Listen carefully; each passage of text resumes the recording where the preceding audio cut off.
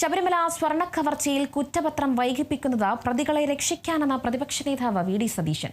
SITക്ക് മേൽ സമ്മർദ്ദമുണ്ട്. ദ്വാരപാലക ശില്പത്തിന്റെ സ്വർണ്ണപ്പാളികൾ വാങ്ങിയ കോടീശ്വരനെ രക്ഷിക്കാൻ വേണ്ടി നീക്കം നടക്കുന്നുവെന്നും വി ഡി സതീശൻ പറഞ്ഞു. അത് കോടതി തന്നെ പറഞ്ഞല്ലോ. ഞങ്ങൾ പറഞ്ഞ കാര്യം മുഖ്യമന്ത്രിയുടെ ഓഫീസിന്റെ സമ്മർദ്ദം കൊണ്ടാണ് ജാമ്യം കോടതി കൊടുക്കുന്നില്ല, ഹൈക്കോടതി കൊടുക്കുന്നില്ല, സുപ്രീം കോടതി കൊടുക്കുന്നില്ല.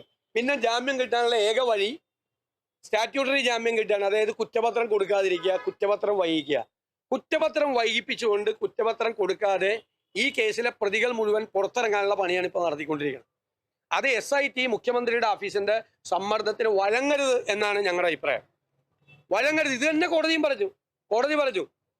അതായത് സ്റ്റാറ്റ്യൂട്ടറി ജാമ്യം കിട്ടും, 90 ദിവസത്തിനുള്ളിൽ കുറ്റപത്രം സമർപ്പിച്ചില്ലെങ്കിൽ ആ ജാമ്യം കിട്ടാനുള്ള അന്തരീക്ഷം SIT ഉണ്ടാക്കി കൊടുക്കരുത് എന്ന് കോടതി പറഞ്ഞത് ഞങ്ങളും പറയാണ്. അങ്ങനെ ഉണ്ടാക്കി കൊടുക്കരുത്. എല്ലാവരും പുറത്തിറങ്ങിയാൽ ഈ അയ്യപ്പന്റെ ദ്വാരപാലക ശില്പം ഏത് കോടീശ്വരനാണ് കൊടുത്തിരിക്കുന്നത് എന്നതിന്റെ തെളിവുകളൊക്കെ ഇവർ പുറത്തു വന്നാൽ നശിപ്പിക്കും. എല്ലാം അടിച്ചു മാറ്റിയതാണ്. കോടതി വളരെ കൃത്യമായി പറഞ്ഞിട്ടുണ്ട്. ഒരു പ്രാവശ്യം അടിച്ചു മാറ്റിയിട്ട് രണ്ടാമത് ആരും അറിഞ്ഞില്ല എന്ന് കണ്ടപ്പോൾ വീണ്ടും അടിച്ചു മാറ്റാൻ ഒരു ഫേക്ക് അർജൻസി ഉണ്ടാക്കി.